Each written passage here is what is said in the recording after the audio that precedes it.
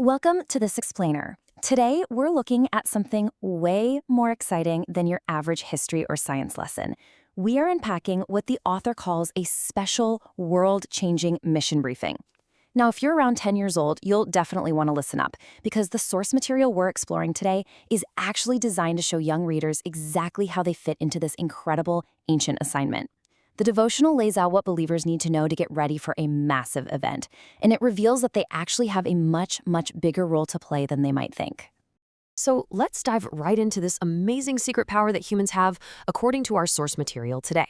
You might think of time as something that just ticks by completely out of your control, right? The clock just keeps on ticking no matter what. But according to this devotional, regular people, and yes, that absolutely includes kids, actually have the ability to affect the timeline of Earth's history and help bring about the return of Jesus faster. How does the text say this is even possible? Well, first we need to understand the training. Section 1. Getting ready for Jesus. Okay, so this first phase of the mission is all about preparing for a massive, fast-approaching event. Our source text points us to this ancient instruction from the book of Luke. It says, "Let your loins be girded about, and your lights burning, and ye yourselves like unto men that wait for their Lord." Now, I totally get it. Loins girded about. Sounds like some kind of secret code, or maybe something a medieval knight would say. To us today, it might sound a bit confusing, but it is actually a highly specific set of instructions for the mission. To translate those ancient words into a super simple command for us today, you have to remember that back then, people wore long robes. If you had to run or work really hard, you would tuck your robe into your belt. That was called girding your loins. So for this mission briefing, the text explains it literally means getting dressed, putting your sneakers on, turning your flashlights on, and being wide awake. It means being completely ready for action and paying really close attention to what's happening around you.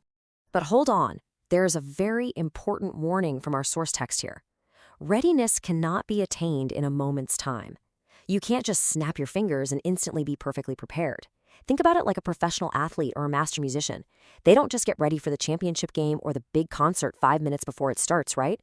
Becoming completely ready for the master, the author argues, takes daily practice and ongoing preparation. Section 2.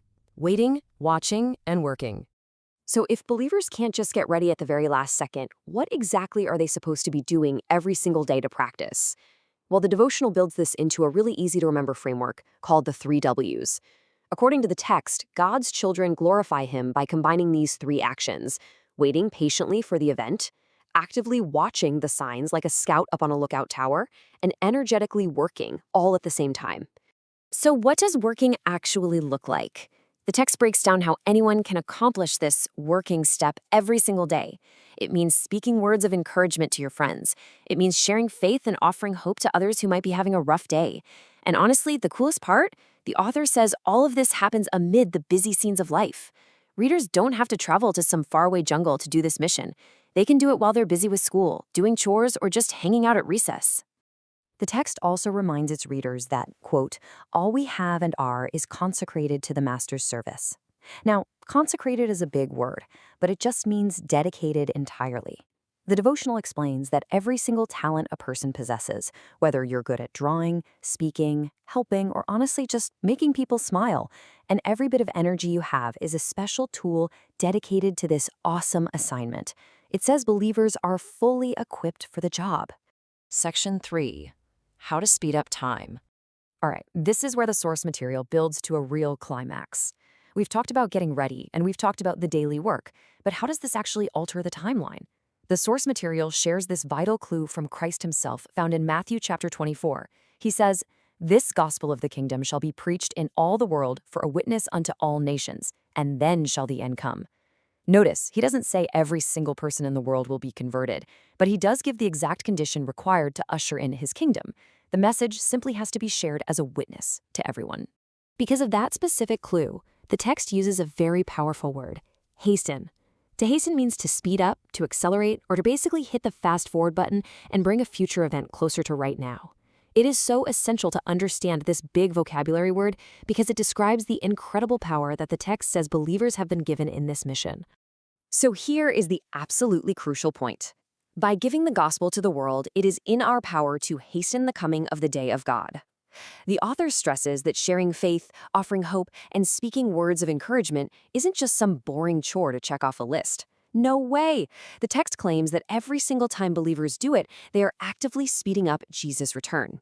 They are directly participating in moving the timeline forward.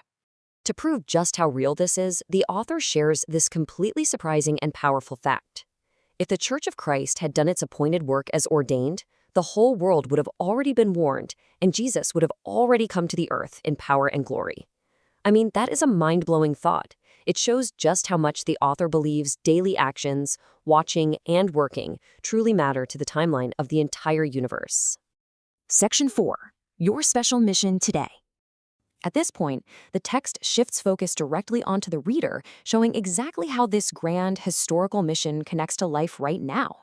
It compares the days of the ancient apostles, the heroes who turned souls from idols to serve the living God, to the reader's mission today. The author argues that the work to be done today is just as real, and the truth is the exact same truth. According to the devotional, modern believers are part of the exact same heroic team as the ancient apostles, continuing their exact same work. Now, if readers are worried that they don't know enough big words to share the gospel, the text offers some huge encouragement. It highlights that the message for this time is positive, it is simple, and it is of the deepest importance. You really don't need to make it overly complicated. It's a simple, positive truth that carries what the author calls living power when it's shared with a genuine heart. Plus, the text emphasizes that literally no one is doing this alone. The author describes a deeply inspiring vision they had in the night season. They saw a great movement happening right now. A work of revival is actively going forward in so many places. People are moving into line like a dedicated team, and they are responding to God's call. An entire army of believers is already stepping up to this exact challenge, and the author's message is that they need you in the ranks. So, the text's mission is crystal clear. It takes daily practice, waiting, watching, and working, even amid the busy scenes of everyday life.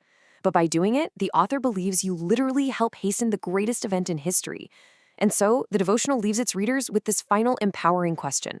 Will you heed the call? Will you trim your lamp, get ready for action, and find a simple, positive way to share the gospel with someone today? Because according to our source material, the timeline is waiting for you.